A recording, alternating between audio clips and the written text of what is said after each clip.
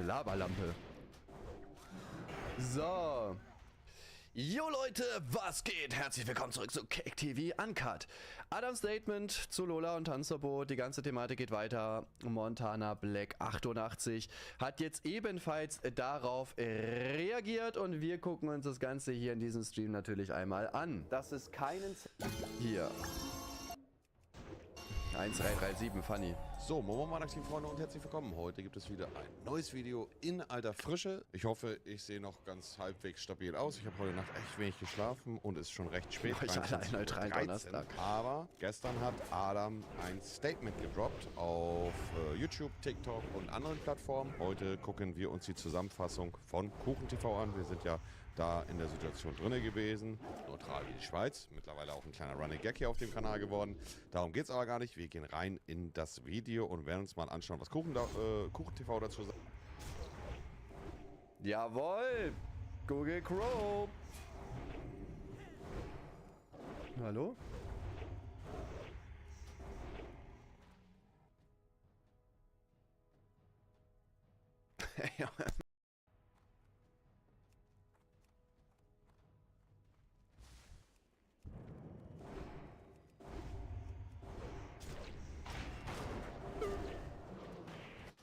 Mann, ey. Alter. So.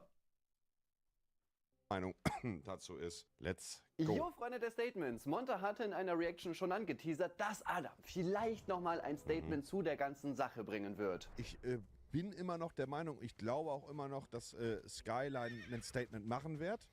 Also ich wusste, dass da was im Hintergrund ist, bin aber natürlich auch niemand, der Privatinformationen raushaut oder damit um sich posaunt, nur um mich damit zu profitieren. Ich hatte da privat einmal mit Adam zu geredet. Also ich hatte auch Adam, nachdem ich auf diese ganze Thematik reagiert habe, mich einmal mit ihm ausgetauscht und ihn auch gefragt, ob er, ja, was heißt sauer ist, aber ich habe ihm halt gesagt, Digi, ich weiß, es ist eine heikle Thematik, da versucht er neutral drauf zu reagieren und habe ihm dazu geraten, auch ein Statement zu bringen, weil das ja dann schon krasse Vorwürfe waren. Und ich habe auch zu ihm gesagt, Digi, wenn du diese Fehler gemacht hast, dann steh dazu. Fehler passieren, ob es jetzt, es gibt verschiedene Fehler, die man machen kann, aber wenn man Fehler gemacht hat, ist der erste Schritt zu reflektieren und sich einzugestehen, dass man etwas verkehrt gemacht hat. Und wenn man in der Öffentlichkeit ist, dann auch in der Öffentlichkeit dafür sich zu entschuldigen. Ciao. Und jetzt ist dieses Statement tatsächlich hochgeladen worden. Und es geht nicht mal 5 Minuten. Ja, wow. Vielen lieben Dank. Mal gucken, wie ich das Video hier auf 8 Minuten strecke. Ich habe eigentlich gehofft, dass das sowas hier wird. Es wird langsam Zeit, mich zu der Scheiße hier zu äußern. Ja, die das wäre Lügen, krass die gewesen. über mich verbreitet sind, ganz Deutschland. Ihr habt es wahrscheinlich sowieso schon alle mitbekommen oder hattet in den letzten 3 Wochen kein Internet, dass Tanzverbot in seinem Comeback-Video folgenden Vorwurf gegen Adam und Lola geäußert hat. In der Zeit, wo sie bei ihr gewohnt hat, ist sie auch immer noch mit Adam fremdgegangen. Das ist geil. Doppel-Mittelfinger geht raus an dich. Das ist die krankeste Scheiße, Mann. Skyline TV hatte dann an dem Abend nochmal ein Statement auf YouTube hochgeladen, in welchem er versichert hat, dass die beiden nicht miteinander geschlafen hatten. Um Skyline TV ist es dann etwas ruhiger geworden, weil die ganze Zeit Sachen über Lola geleakt worden sind. Jetzt allerdings hat sich Adam mit einer... Die sich bis heute da, also muss sie ja nicht, ist ja klar, aber die sich bis heute da auch noch nicht zu geäußert hat, außer via einer Instagram-Textnachricht. einem Statement zurückgemeldet. Ich weiß nicht, ob Alan das bewusst gewählt hat, aber dieser Real Talk aus dem Wald kommt mir bekannt vor von Kilian. Hey, heute geht es um unter anderem meine damalige Entscheidung, mich alleine mit Lola zu treffen. Eine Entscheidung, die Tanzverbot verletzt hat, die Vertrauen zerstört hat und dafür und für andere Sachen möchte ich mich heute entschuldigen. Und es ist schon lustig, dass er das Ganze in einem beiträgt. Das erinnert mich an das Tanzverbot-Video zu Monte. Das wäre die Möglichkeit gewesen, mit einem Bademantel dieses Statement aufzunehmen. Wie kann man diese Möglichkeit nicht Stimmt, warum ist hier unten so eine weiße Linie? Aber was sagt er jetzt Die ist sogar von mir. Dass die beiden sich mehrmals alleine getroffen haben, das stimmt tatsächlich. Von mir zum Beispiel hier so rüberziehen, aber warum? Dass ich mich überhaupt mit ihr getroffen habe. Hä, Digga, ist das neu? Das wollte ich gar nicht. Ach Mann, ey. Ja, egal. Wir müssen jetzt mit dieser weißen Linie klarkommen. Auch völlig egal, ob sie zu mir gesagt hat, dass sie Single wäre oder nicht. Man trifft sich einfach nicht mit der Ex-Freundin vom Streaming-Kumpel oder überhaupt von einem Kumpel spät abends an der Bar oder im Hotelzimmer. Hotelzimmer war nicht bei diesem Instagram-Event, aber es spielt keine Rolle, weil es ist trotzdem passiert. So. Aber eine Sache ist wichtig. Ja, also es gibt ja so einen gewissen Kodex, wie viel oder wie wichtig dieser Kodex für viele da draußen ist, sei mal dahingestellt, auch viele, die da jetzt urteilen.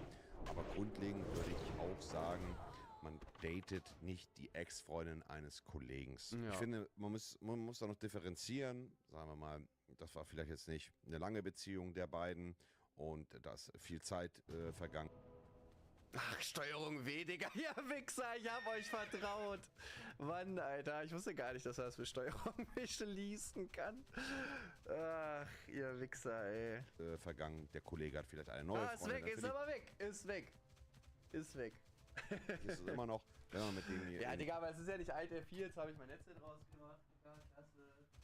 Hab ich, glaube ich, auch ein bisschen eingeschissen, aber egal. Eine Freundschaft pflegt, ist es immer noch irgendwie auch wichtig, ihm zu sagen, ey Digi, irgendwie als Beispiel, ich habe irgendwie ein bisschen Kontakt mit deiner Ex-Freundin von vor 1,5 Jahren, würde dich das stören, wenn ich mich weiter mit ihr treffe, dann ist es immer noch nicht verpflichtend, wenn derjenige sagt nein, dass ihr das dann so macht, aber es gibt einen gewissen Kodex und ich finde, an den sollte man sich auch halten, also von Kollegen ist eigentlich grundlegend tabu. Ja, also ich sehe das genauso, das ist einfach ein Bro-Kodex, so das macht man einfach nicht, ne? Natürlich, es gibt Ausnahmen, ja, sagen wir jetzt mal, keine Ahnung, Digga, du bist wirklich darüber hinweg, du hast dir vielleicht nie geliebt, whatever, war keine lange Beziehung, man redet halt vorher offen darüber, so, dann ist es halt immer noch mal was anderes, aber offensichtlich war Kilian ja mit ihr sowieso noch so halb zusammen und, ne, man hat das ja auch, oder Adam hat das ja auch mitbekommen, dass die immer noch zusammen auf Events und so weiter gewesen sind und da ist es halt schon ein dicker L-Move von ihm, sowas zu machen. Denn wir alle sind ja eigentlich davon ausgegangen, dass diese Treffen ungefähr so hier abgelaufen sind. Such dir eine Schnecke, die gerade verlassen worden ist und tröste sie mit einer Schulter- und Rückenmassage. Du wirst sehen, sie bedankt sich mit einer Prostatamassage. Pass auf. Oh, geil. Lola, Dein gemeiner Freund Tanzverbot. hat dich einfach verlassen. Ich habe überhaupt keinen Freund. Gute Einstellung in diesem Situation. Na, ist das schön. Adam, Ja, Lola. Ich möchte dich in mir spüren. Digga, dieser Einspieler ist bodenlos. Digga, ich hatte, glaube ich, noch nie einen geileren Einspieler als das, sage ich euch ganz ehrlich, Alter. Aber noch mal klar, dass es keinen sexuellen Kontakt zwischen den beiden gegeben hat. An dem Abend, wo auch das Statement-Video rausgebracht wurde und ich mein Statement rausgebracht habe, haben wir so ein bisschen gemerkt, ich war so aggro oder so sauer. Und es war halt auch, weil viele Leute es so aufgefasst haben, als hätte ich mit ihr geschlafen oder ähnliches. Und das hat mich getroffen, weil ich halt wusste, dass es nicht stimmt. Und ja, das Ganze müssen wir logischerweise jetzt erstmal so hinnehmen, denn es gibt ja keine Beweise, die das Gegenteil zeigen. Allerdings muss ich hier auch zugeben, dass ich halt schon so ein paar Fragen habe. Also, warum geht man denn mit einer Frau, mit der man ausgeht, dass sie Single ist, alleine nachts auf ein Hotelzimmer? Also, wenn es jetzt... Ja, das macht man, also in allgemein gesprochen, neutral, würde ich jetzt von jemandem hören, der mir erzählt, dass er sich mit einer Frau getroffen hat und mit ihr dann aufs Hotelzimmer in der Nacht... Vor allem, wie gesagt, das ist ja auch 3-mal passiert, ne? Das ist ja auch eine Info, die wir von Tanzverbot jetzt erst bekommen haben. Das war ja vorher auch gar nicht bekannt, ne? Wie gesagt, das kommt ja auch nochmal erschwerend hinzu einfach, dass es halt nicht nur einmal gewesen ist, sondern 3-mal. Und sorry, okay, dass vielleicht einmal tatsächlich nichts gelaufen ist. Abonnierer, Dankeschön für den Tier-1-Sub. Okay, das kann schon sein. Ne, Frauen haben auch mal ihre Tage. Also meiner Meinung nach bluten die aus 2 anderen Löchern nicht. Aber gut, ne, das passt. So, aber du wirst nicht 3-mal nachts mit ihr ins Hotelzimmer gehen. Einfach nur um zu chillen. Und einmal auch die ganze Nacht. Also was machst du denn eine ganze Nacht dann mit einer Frau? So, gegangen ist, dann klingt das für mich schon... Danke. Dann klingt das für mich schon sexuell motiviert. es nur darum gegangen wäre, irgendwie ein bisschen zu quatschen oder so, dann hätte man ja auch irgendeine Bar nehmen können. Der Vorwurf, den Tanzverbot beschrieben hat, war dazu ja unter anderem folgender. Er hat mir gesagt, dass er denn da, keine Ahnung, da ging's dann, da war dann irgendwie nur massieren und Oberteil ausziehen. Es ist ja nicht Jakob. Dann sind irgendwie kuscheln zusammen irgendwie eingeschlafen, laut ihrer Aussage. Meint Adam dieses Massieren auch mit oder ähnliches oder meint er damit halt nur so Dinge wie beispielsweise Küssen? Mir persönlich fehlt hier einfach das konkrete Eingehen auf diesen Punkt. Denn es ist jetzt halt so, dass jeder für sich selber interpretieren kann, was oder ähnliches denn bedeutet. Ob das jetzt Absicht ist, damit man sollte irgendwas rauskommen, man sagen kann, ja also das habe ich damit ja gar nicht gemeint. Oder ob er sich darüber keine Gedanken gemacht hat, das kann ich euch logischerweise nicht sagen. Ja, man muss da auch dann in dem Fall etwas unneutraler sagen, dass natürlich auch Statements, ich kenne das ja selber, in der Vergangenheit habe ich auch schon das eine oder andere Statement gemacht, in dem Statement auch oftmals nur das gesagt wird, was man auch sagen muss, so dass die Leute... Ja, man gibt halt nur das zu, was halt rauskommt, ne? Also das ist halt das Ding und klar, irgendwo kann man natürlich auch Adam verstehen, ne? Weil das habe ich ja auch gesagt. Er hat beim ersten Statement ja schon gesagt, dass überhaupt nichts gewesen ist. Und natürlich, wenn er sich jetzt hinstellt und sagt, boah, nee, aber wir haben richtig gebumst und so weiter, Manu, Dankeschön für den Prime-Sub an dieser Stelle. Wenn er jetzt sagen würde, ja doch, da ist mehrmals was passiert und es tut mir leid so, er macht ja einfach sich selber komplett kaputt. So, ich hoffe immer noch, dass das auf jeden Fall rauskommt. Ich kann mir halt auch irgendwo nicht vorstellen, warum Lola das Kilian sagen sollte, wenn es nicht so gewesen ist. Also sie wird ertappt oder möchte Kilian etwas beichten. Sie hätte ja auch einfach sagen können, du, ich war mit Adam auf dem Zimmer, wir sind uns zwar nicht näher gekommen, war ein Fehler, ich hätte mich nicht mit ihm treffen sollen. Sie würde ja sich dann nicht, um irgendwie, keine Ahnung, noch mehr Streit zu provozieren, sagen, ja, er hat mich massiert, wir sind kurz jetzt eingeschlafen, obwohl das gar nicht stimmt. Deswegen ist es sehr schwer. Adam hat es nicht verneint, er hat es aber auch nicht angesprochen. Ich wüsste, wie gesagt, aber nicht, warum sich das eine Lola ausdenken sollte, wenn sie mit Kilian in der Situation redet. Schwierig. Ja, safe. Und das ist halt das Ding, ne? Also Tanzerbot hat ja in seiner Reaction zu Adam auch nochmal klargestellt gehabt, dass dass die irgendwie 2 Stunden oder sowas da miteinander geredet haben. Ja, und das ist auch nochmal eine Sache, die halt dazu kommt. So, du wirst ja nicht nach diesem Streit irgendwie heulend im Bett mit Tanzerbot 2 Stunden liegen und den alles bis ins kleinste Detail erzählen, einfach nur um ihn irgendwie zu verletzen oder um zu lügen, weil dann würde man nicht so sehr ins Detail gehen. Ja, wenn ich jetzt, warum auch immer, einfach einen Haarsohn-Move bringen möchte und meine Ex nochmal richtig verletzen will und ich sage ja halt, ja, ich bin dir auch da und da fremdgegangen, dann würde ich mich nicht 2 Stunden hinsetzen und alles komplett raushauen. Schokofresh, danke für den Tier 1 Sub. Tanzerbot hat ja auch gesagt, dass es irgendwelche Nachrichten gegeben hat, die Adam an Lola geschickt hat, die er offensichtlich Tanzerbot gesehen hat, gehe ich jetzt mal von aus, dass es auch stimmt. So, und ja, deswegen macht das eigentlich überhaupt keinen Sinn. Es ist halt auch einfach so, dass jeder in der Influencer-Szene weiß, dass Adam so ein kleiner Frauenheld ist. Und das ist auch absolut in Ordnung. Der kann die Frauen bumsen, wie er Bock hat. Aber genau aus dem Grund finde ich das Ganze halt einfach nicht so realistisch. Also Fakt ist, das möchte ich hier nochmal ganz kurz klarstellen, das ist ja ein Gerücht, was um Adam herum geht. Adam ist nicht verheiratet. Wie sein Beziehungsstatus ist seine Privatsache. Da muss er da was zu sagen. Ich kenne die Situation, aber ich will da auch nicht aus dem Nähkästchen plaudern, weil es ist eine private Sache. Aber wenn er da was kennt, Digga, dann ist er ja offensichtlich nicht Single, ne? Ui, Monte. Ich werde jetzt nicht Dinge in die Öffentlichkeit ziehen, die er selber noch nicht ausgesprochen hat, aber dass Er hat Adam... eine Freundin. Also ich habe auch gehört, dass er eine Freundin hat, irgendwie, die auch Kamerafrau oder sowas für ihn macht oder so. Wie gesagt, das ist halt aber auch nur das, was ich halt gehört habe, ne? Ich weiß es nicht. Ich will ihm da auch nichts vorwerfen oder so, wenn das halt vielleicht gar nicht stimmt. Ne? Also dass Adam gut im Flirt ist in der Tat kein Geheimnis. Das ist ja auch nichts Verwerfliches. Lola sagt vor Adam, dass sie Single ist. Die beiden gehen nachts alleine auf ein Hotelzimmer, was extra dafür gebucht worden ist. Lola sagt sogar vor Tanzerbot, dass da was gelaufen ist. Nur Adam sagt jetzt, nein, ist es nicht. Ich will Adam hier nicht vorwerfen, dass er lügt, weil ich war in der Situation halt nicht dabei. Aber es ist halt super schwierig, das Ganze einzuschätzen.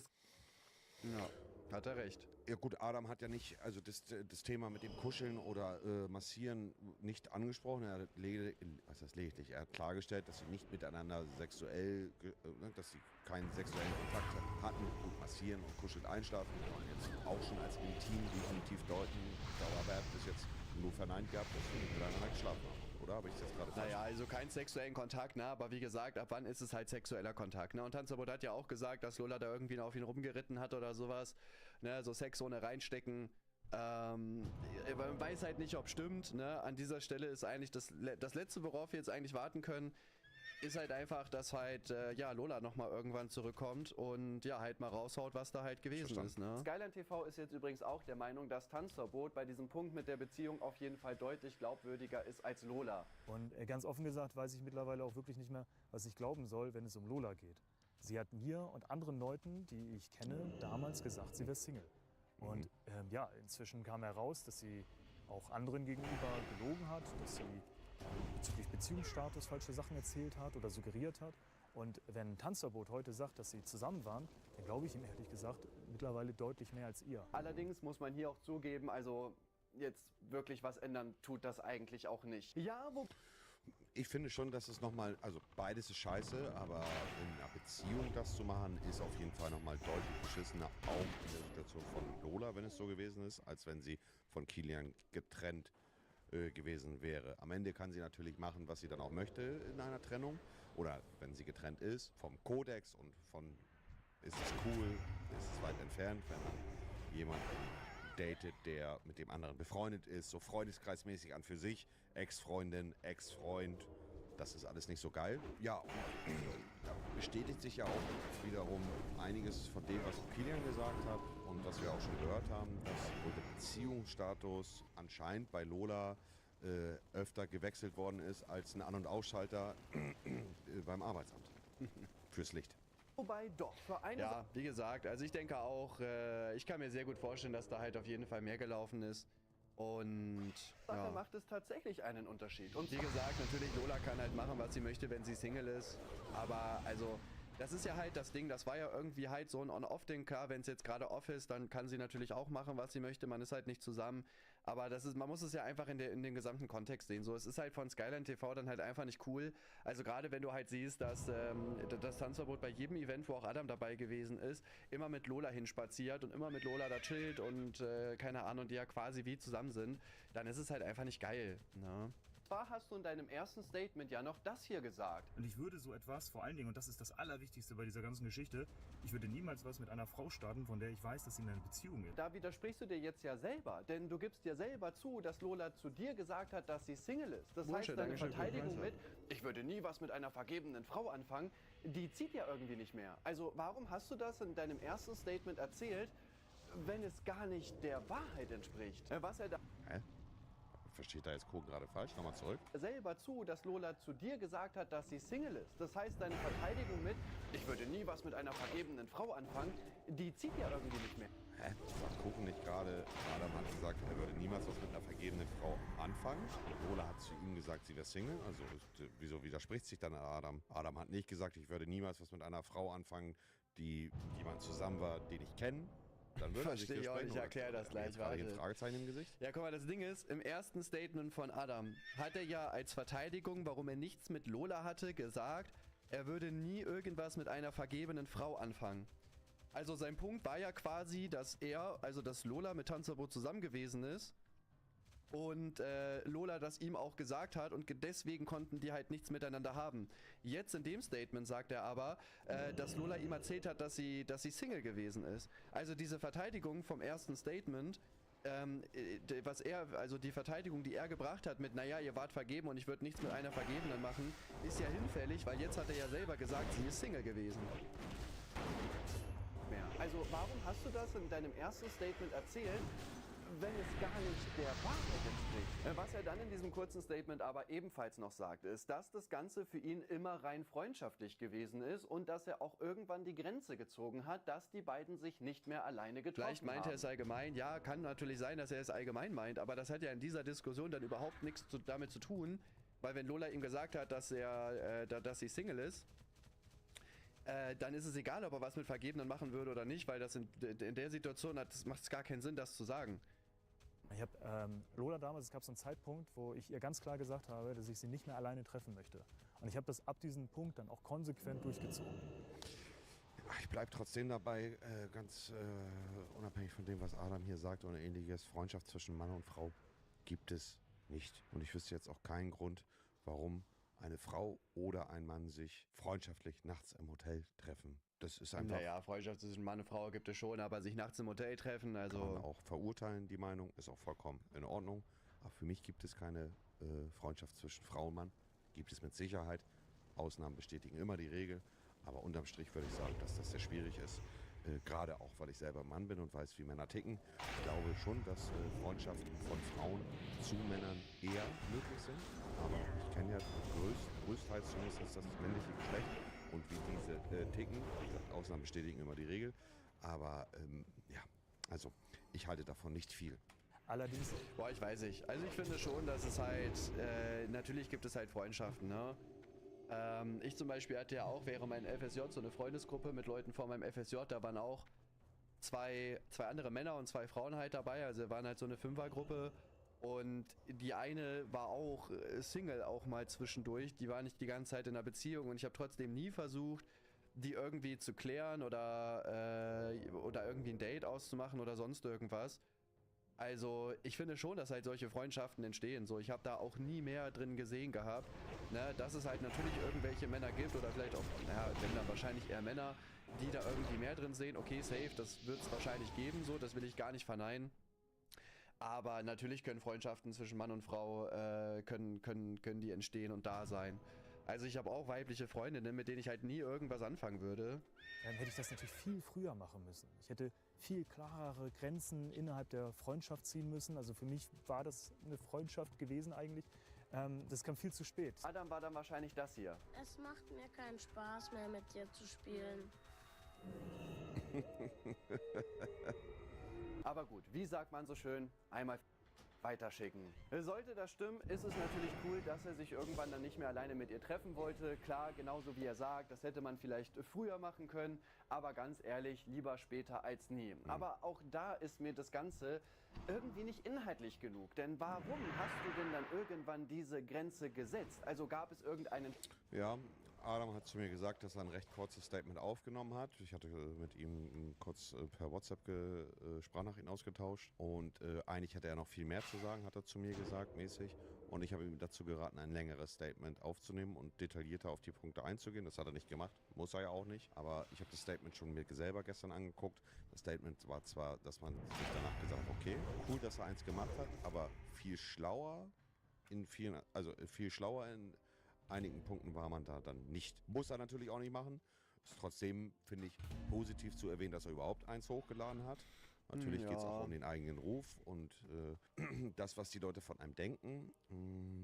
Aber trotzdem muss man auch einfach sagen, finde ich, beweist es nichtsdestotrotz, auch wenn man mit dem Rücken an der Wand steht.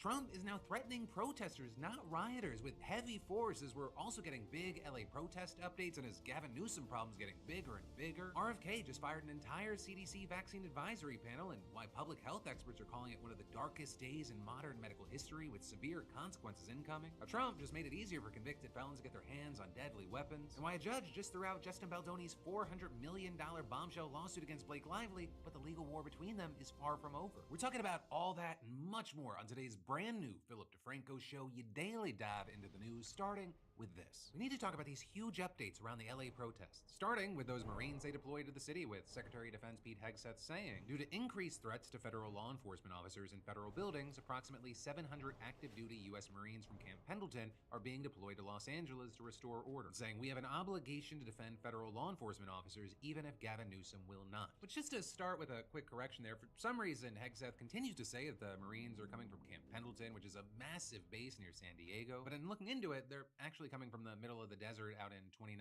Palms. But regardless, right, other officials have added that the Marines won't have the ability to arrest people, and instead, they're there just to guard federal buildings and personnel. And as of this morning, they arrived in LA and they're awaiting deployment to specific locations throughout the city. But then also, separate from the specifics, just the idea of American troops being deployed on American soil, it's continued to be an extremely controversial issue. Some even comparing the US now to Russia, China, North Korea, and other totalitarian regimes that regularly use troops to quell civil unrest. Now, with this whole situation, one thing that local law enforcement and the National Guard are probably going to have to be dealing with are a number of looters. Right, and that not because the protests or protesters in general are going around looting the city, but instead it ends up being part of a common pattern that we see when large-scale protests happen where people take advantage at night to cause some chaos. Or such as in downtown LA, where you had places like the large Apple store being broken into last night. And with that, you had city officials condemning those acts with, for example, Mayor Karen Bass writing, "Let me be clear, anyone who vandalized downtown or looted stores does not care about our immigrant communities. You will be held accountable." But then also being a sentiment that was echoed by Governor Gavin Newsom online, and actually I spoke with House Minority Leader Hakeem Jeffries about this as well, and he told me, "We can't allow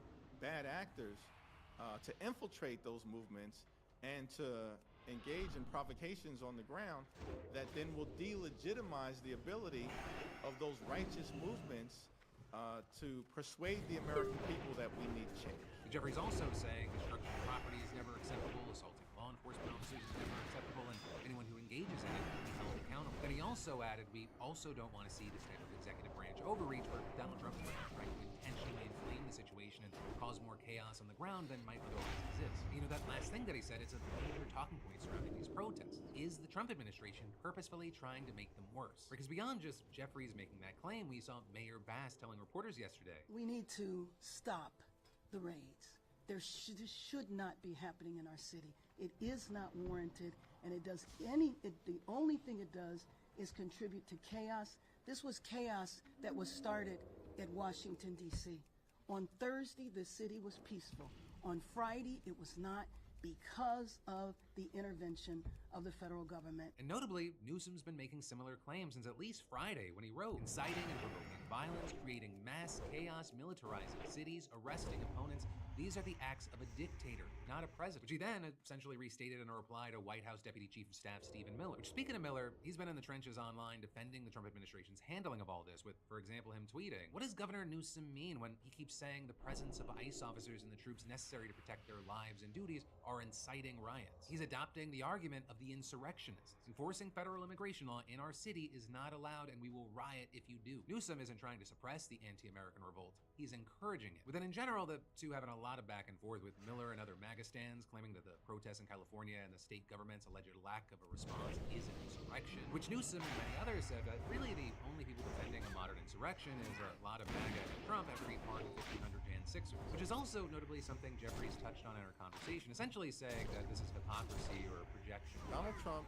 and the Republicans have zero credibility, zero, on the issue of law and order. We will not let them lecture America on this subject. When Donald Trump, on his first day in office, he didn't lower health care costs or lower the high cost of living as he promised on day one. And on his first day in office, he pardoned hundreds of violent felons who brutally beat police officers on January 6th. That's what he did. And now wants to turn around and lecture America as if he's standing up for law and order?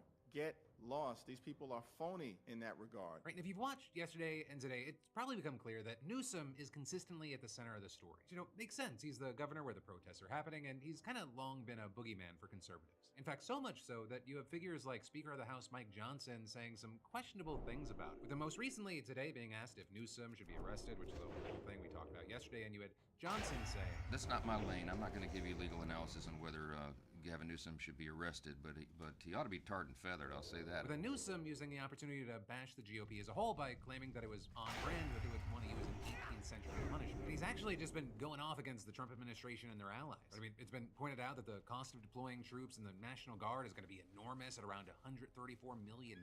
With Newsom then using that stat to ask whether that money would be better spent on vet nutrition assistance. He also called out Republicans who claim that LA and California is full of violence and pointed out that many red states have far worse murder and violent crime rates. Also, one of the weirdest things that happened was Trump claimed that he spoke to Newsom last night, which Newsom replied, "There was no call, not even a voicemail. Americans should be alarmed that a president deploying Marines onto our streets doesn't even know who he's talking to. But then John Roberts of Fox News saying, here's the call log, while also, I guess, not realizing that it was from 1 o'clock in the morning on June 7th, which notably, it wasn't yesterday, it wasn't the day before yesterday, it was the day before that. So seemingly, Trump lied or confused 3 days ago with yesterday. With that also just being a small taste of the swings that Newsom's been making online. But then to go back to the protests, you know, one of the debates that we've actually seen pop up have been about masks, specifically about whether protesters and ICE agents should be able to see their identities. And notably, the use of masks among officers is something that Jeffries has chimed in on, with him arguing that America is a democracy, not the Soviet Union, and he pledged to identify officers who try to hide their faces. And while you have many agreeing with that take, there's also many pushing back on it. And there you have people arguing that they're masking to protect themselves, and that includes Todd Lyons, the acting ICE director. So a lot of agencies were invited to come out 2 weeks ago in Los Angeles where we ran an operation where ICE officers were doxxed. So let's just say that again. People are out there taking photos of the names, their faces, and posting them online with death threats to their family and themselves. So I'm sorry if people are offended by them wearing masks, but I'm not going to let my officers and agents go out there and put their lives on the line and their family on the line because people don't like what immigration enforcement is. They are wearing those masks because we ran an operation with the Secret Service where we arrested someone that was going online, taking their photos, posting their families, their kids' Instagram, their kids' Facebooks, and targeting them. So let me ask, is that the issue here, that we're just upset about the masks? Or is anyone upset with the fact that ICE officers' families were labeled terrorists? And so I wanted to know what your reaction is to that. Of course, anybody who unlawfully targets the families of ICE agents should be held accountable to the fullest extent of the law. That's not what we're talking about in this particular instance. Does an ICE agent really need to wear a mask to snatch a 2 or 3 year old American citizen who's battling cancer away from their families and from their communities? Is that what needs to happen? That doesn't have anything to do with a legitimate threat to the safety and security of that particular enforcement action. Right, and then separately, as far as whether protesters should be allowed to wear masks, you had Jeffries saying that, you know, that should be a decision made at the state and local level, but then noting that he actually backed such a policy in his home state of New York. Then, when it comes to ICE agents, he argued that this is a matter of safety and security, not just for the American people, but also of law enforcement officers themselves. I'm saying, one, in terms of the Homeland Security officials who were snatching people off the streets in masks, that violates everything that we know about how law enforcement should be conducting themselves openly and honestly in the United States of America. But then he also added, two, that it sets up a very dangerous situation where you again allow for bad actors to potentially pretend to be or imitate Homeland Security officials. I'm saying at some point in time, you may have a circumstance where someone actually gets kidnapped thinking that they're being apprehended by a so-called ICE agent when it turns out to be a bad actor. But then another aspect of this whole situation is you have DHS running these raids, they're to get criminals off the street. And they even had a thread that showed the huge number of criminals that were taken off the street, which is, it's sarcasm, it was like 5. That low number, it just fueled anger and criticism that these raids, they're targeting everyday people who are just trying to make a living to feed and house their families. Which actually brings us back around to the protests, because DHS also tried to prove that protesters were violent and chose the worst clips ever. There were people saying in the nearly 2-minute compilation there was maybe one violent moment where it looked like someone threw an object at police. Also, Customs and Border Patrol had their own proof with firework going off near police. And there, fireworks have definitely been used, pointed at police on occasion during these protests, and without a doubt, fireworks can be dangerous, and please don't throw them at police. But in general, the protests have largely continued to be extremely peaceful and border on boring. And really, the only violence that we've seen happen are in areas where protesters are confronted by ICE agents and police, which for many, it fuels the allegations that this is a manufactured crisis. And then finally, with this situation, it may end up just being the tip of the iceberg, right? Because similar protests have now popped up in cities all over the country. With the seeing, for example, NBC News counting at least 25 rallies. Some that had small turnouts and others that drew hundreds or thousands. I mean, just up the California coast, there were anti-ICE protests in San Francisco drawing an estimated 9,000 people. And that came as there were already protests in the city over the weekend, which led to dozens of arrests and 2 officers reportedly getting injured. And then if you hop to the other side of the country, you had around 24 people arrested in New York City at a protest outside of Trump Tower. And with that, you had people like Florida's Republican Representative Anna Paulina Luna tweeting, "Notice how these riots never happen in red states. California can blame Trump all it wants, but this chaos is the direct result of years of soft-on-crime, pro-criminal policies. This would never happen under real law and order leadership." But plot twist, it is also happening in red states, starting with several cities in Texas. For example, in the capital city of Austin. You had some local outlets saying the demonstrations began peacefully, but there was eventually a standoff between protesters and the Texas Department of Public Safety, who deployed tear gas. And there you had the state's Governor Greg Abbott right in. Between the Austin Police Department and the Texas Department of Public Safety, more than a dozen protesters were arrested in Austin. Peaceful protesting is legal, but once you cross the line, you will be arrested. Fuck around, find out. There was then also at least one person reportedly arrested in Dallas during a protest, with reports again saying that it started out peaceful but eventually declared unlawful. And according to CBS News, a firework exploded near police officers and some people threw bottles at police. And like I said,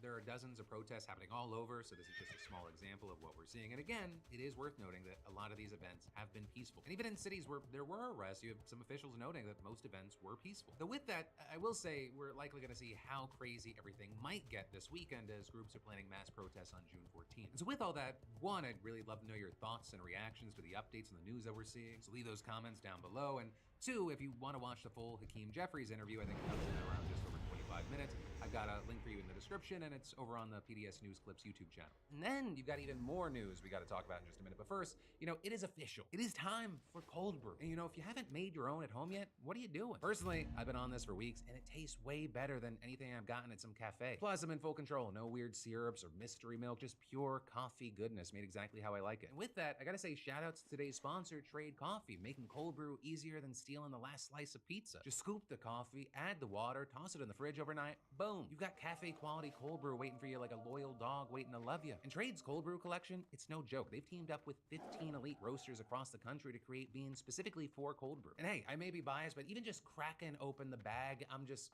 in heaven. The smell, it just hits you. It's glorious. I almost just want to stare at it for a minute. And with all of this, the gear is idiot-proof. The taste is next level, and the price, totally reasonable. Plus, if you sign up for a cold brew subscription right now, Trade will actually send you a free Hario cold brewer. Free! It's just one more reason Trade is the #1 coffee subscription in the US. And I get the hype. So, hey, here's the move. Scan the QR code or go to drinktrade.com/DeFranco and you can thank me later. Because your mornings are going to be that much better. But then to shift gears from that to a very different kind of news, we got to talk about this Justin Baldoni Blake Lively situation because we just got a huge update. Because Baldoni, he just took a huge L in his legal battle against Lively, but understand, the case is still far from over. Because yesterday you had a judge dismissing the $400 million lawsuit that Justin filed against Blake, where he accused her and her husband Ryan Reynolds of defamation and extortion. Which, to give you just enough background for those that haven't lived and breathed this story, with Blake and Justin starred in the film It Ends With Us, which Justin also directed, with the two not walking off that set as friends, to say the least. Right in December, you had Blake filing a civil complaint and then eventually a lawsuit where she claimed she was sexually harassed and then retaliated against during production. And then in January, you had Justin and his production company filing his lawsuit where he accused Blake, Ryan, and their publicist of trying to destroy his career and take over control of the film. And then actually, he also sued the New York Times, which was the first outlet to report on Blake's allegations. But then all of that bringing us to yesterday, where you had a judge tossing out his complaints, ruling that the allegations that Blake made in her suit are exempt from libel claims, and that Justin's assertions that Blake stole creative control of the movie, they don't count as extortion. With the judge writing that the complaint did not adequately state that Blake's, quote, threats were wrongful extortion rather than legally permissible hard bargaining or renegotiation of working conditions.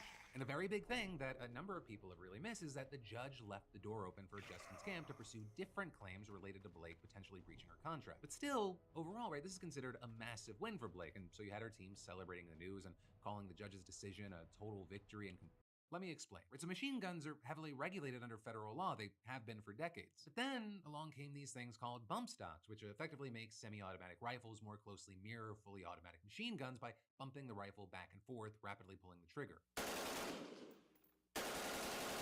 We saw the carnage that it could do in the 2017 mass shooting in Las Vegas, where you had a gunman firing over 1,000 rounds in just 11 minutes, killing 60 people and wounding hundreds more. And actually, in response to that, you had President Trump banning bump stocks in 2018. But then what you saw is that in 2020, this company called Rare Breed Triggers started selling a new product they called a forced reset trigger. And like the bump stock, it effectively makes semi-automatic weapons mirror fully automatic ones by snapping the trigger forward every time it's pulled back. But then in 2022, you had the Bureau of Alcohol, Tobacco, Firearms, and Explosives determining that the forced reset trigger was illegal, with them arguing that because constant finger pressure on the trigger keeps the gun firing, it essentially is indistinguishable from a machine gun, even if the internal firing mechanism is semi-automatic. So Biden's DOJ took Rare Breed Triggers and its dealers to court, and they seized more than 12,000 triggers from gun stores and individuals. But then, fast forward to last year, you have the Supreme Court striking down Trump's bump stock ban, with Clarence Thomas arguing that since technically the bump stock does not make the gun fire more than one bullet per squeeze of the trigger, it just lets the user pull the trigger over and over really fast, it doesn't meet the definition of a machine machine gun. Or in other words, a bump stock does not convert a semi-automatic rifle into a machine gun any more than a shooter with a lightning-fast trigger finger does. So then, the rights groups were like, well, if that's the case with bump stocks, why shouldn't it be true for forced reset triggers as well? And later in the year, you would have a federal judge agreeing, ordering that the ATF return any trigger seized from the parties to the lawsuit. But then, you had the Biden administration being like, wait, hold on. First of all, we're appealing, and secondly, if we're gonna return these dangerous weapons, we're gonna do it carefully and legally. Namely, by conducting background checks on anyone who asked for their triggers back and exempting states where the triggers were banned. And that is also the position that the ATF maintained until Trump got his people in April. Then the White House in May settling the lawsuit and effectively handing a free win to the gun industry, which may or may not have to do with the fact that David Warrington, lawyer who's now Trump's White House counsel, previously represented one of the triggers. Anyway, in this settlement, you had the company agreeing not to make forced reset triggers for handguns, but only on the condition that the ATF stopped enforcing the ban on forced reset triggers as a whole. And then on top of that, the ATF would return triggers not only to the plaintiffs in the suit, but to anyone whose trigger was seized or voluntarily handed over. That, even including convicted felons who were barred from owning guns and to people in states that banned them. With Bondi saying at the time, the Department of Justice believes that the Second Amendment is not a second-class right. We are glad to end a needless cycle of litigation with a settlement that will enhance public safety. And this is you, the president of Rare Breed Triggers, celebrating. If I seem a little bit lighter today, with a little less anger in my eyes and a little less stress on my face, it's not because my wife has me on an amazing skincare regimen. It's because we did it. We beat the ATF. But now, the update is that 15 states and DC are suing the federal government and seeking a preliminary injunction to prevent the triggers from going back out there. With them arguing that not only does the settlement go far beyond what the federal judge mandated last year and constitute an obvious threat to public safety, he said it also subjects the states to significant added law enforcement and healthcare costs because of the massive carnage of the people. New Jersey's Attorney General speaking for many when he said, public reporting on this issue has suggested that the U.S. Department of Justice forced this settlement over the objections of not only career ATF officials, but even the president's own political appointees at the agency. I wish they would actually stop and think about the carnage that could ensue if you put 12,000 machine guns on the street, irrespective of whose hands they fall into. So we'll have to wait to see what happens here, whether those triggers go back into private hands or they stay with the Fed. And then you've got even more news in just a minute. But first, you know, you might be savvy enough to spot a scam, but is everyone in your life? But also, I mean, to be honest, are you really? Because fake websites are popping up that look so real they could win design awards and still steal your information. They've gotten so sophisticated, even the most skeptical people I know have been fooled. You know, with me, my biggest concern isn't just my own information, but also making sure my wife and my kids stay safe as well. And that, it's one of the reasons why I think you gotta use today's sponsor, NordVPN, your digital bodyguard in the chaos that is the new normal. And I mean, I've got the whole family on it. The kids love unlocking international Netflix. I use it to hide from targeted ads when I'm Googling whatever normal things I'm definitely Googling. If anyone asks, there was a news story on that thing. And no matter what I'm doing, NordVPN is hiding your IP like a magician on incognito steroids. It encrypts your data with military-grade tech. Your ISP, block. That shady dude in the coffee shop, block. Big brother, back off. And you get access to thousands of servers across the globe, so you can be virtually anywhere while physically in your hoodie and sweats. Stay safe, stay private, stay binge watching that one show that's only on Canadian Netflix. Scan that QR code or head to nordvpn.com/Phil or click the link in the description for a massive discount on a 2-year plan plus 4 bonus months. And it comes with a 30-day money-back guarantee. So that's nordvpn.com/Phil.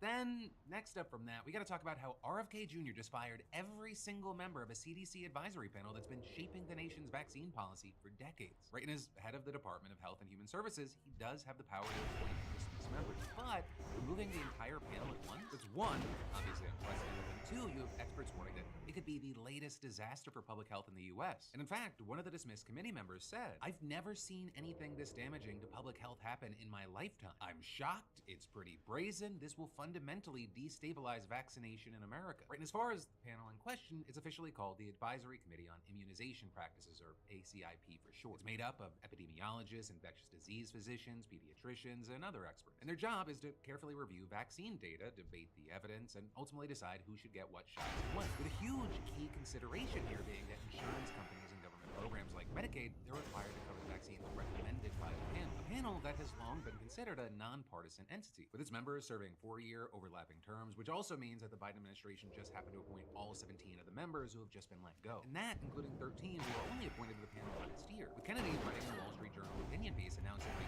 hiring of committee members that a clean sweep is needed to reestablish public confidence in vaccine science. And with that, you had him trying to justify the move by claiming the committee has been plagued with persistent conflicts of interest and has become little more than a rubber stamp for any vaccine. Though notably, that's something that many experts have pushed back on, right? Arguing, for one, committee members can't hold stocks or serve on advisory boards or bureaus affiliated with vaccine manufacturers, and saying that while it is true that some members may have ties to the pharmaceutical or vaccine industry, experts say that those often exist for legitimate reasons having to do with their research. And in any case, if ACIP members do have this type of conflict of interest, for example, if an institution that they work at receives money from a drug manufacturer, they disclose it and then recuse themselves from related votes. And in fact, if you go to the CDC's webpage for conflicts of interest, it shows that one current member had recused herself from votes on a handful of vaccines because she had worked on clinical trials for their manufacturers. And so you had that. Well, you also had Kennedy, who didn't provide any specific evidence to support his claim, saying that most of ACIP's members have received substantial funding from pharmaceutical companies, including those marketing vaccines. But he actually seemingly had to go back to 1997 to find a specific example that he said showed conflicts of interest resulting in the approval of a vaccine that shouldn't have been. With him also pointing to a 2009